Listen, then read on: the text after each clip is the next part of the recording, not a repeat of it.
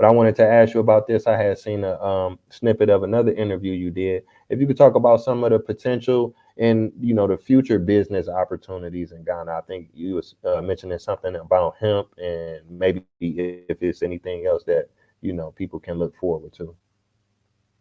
Yeah, I came here. I tried to apply for 5 medical marijuana licenses in the States, and that was almost like the tipping point of me leaving. I got an agricultural patent. Had commercial greens, one of the largest in the Midwest. I got a fruit orchard still there, producing thousands of pounds of food to feed people free in the States. I did consulting with universities. So when it came to medical marijuana, when it came to Missouri, a lot of people felt that I should have got a license. I had a lot of people backing me. I had a founder of Applebee's trying to invest. I had somebody, executive at Bayer Pharmaceuticals that want to invest in me. But I got a zero on like diversity on the application. Like, how do you get a zero on diversity when you're a black-owned business? You know what I mean? Trying to apply for medical marijuana. I got like a zero on insurance, so it was all in for the fix. You know what I mean? Because we only make up 3% of the population as far as owners of the medical marijuana industry. So, it is what it is, and that was like the tipping point of me leaving United States, because my head was at the ceiling. Nothing I can do, just following the same trap that's been there set for. So once that happened, all the money and time, energy, and effort that I put in, I'm like, you know what, I'm tired of the U.S. I done did all the work I can do here. I can have larger impact in Ghana, and so that was really like almost a tipping point. And so when I came over, they had a hemp conference, I think in 2020. And I attended that first hemp conference, but since then I moved on because the system here moves kind of slow. As far as hemp, and the infrastructure really isn't here yet for that. And it will be a while for the infrastructure to get here. Just like I know when they opened up hemp in the United States, you had people, killing themselves because they had all this product and didn't know what to do with it. And so I know if there was infrastructure problems in the States when they opened up, I knew it was going to be infrastructure problems here because the resources are limited here.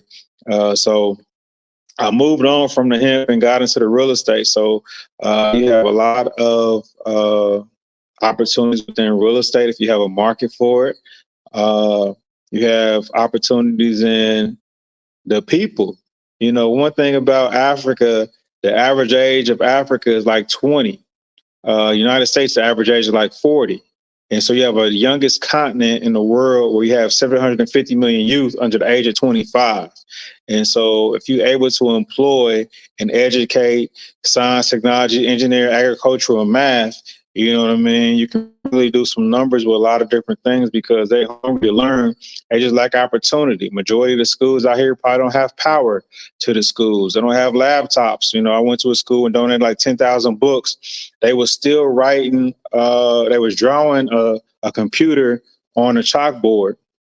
You know what I mean? Because they didn't have access to a computer. And I could think when I was in, third grade, whenever that was, 1990 or something, we had computers then.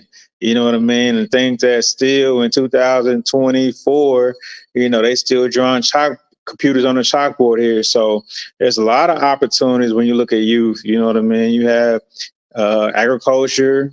There's a lot of agriculture, anything technology based, man, because you have people willing to learn and do things. It's just they need opportunity to do it. So I don't always advise come over here and just jump into a business. I think you should come and learn the culture first, understand the people and the needs, and then whatever you have passion for, you can come over here because you don't have a ceiling at your head.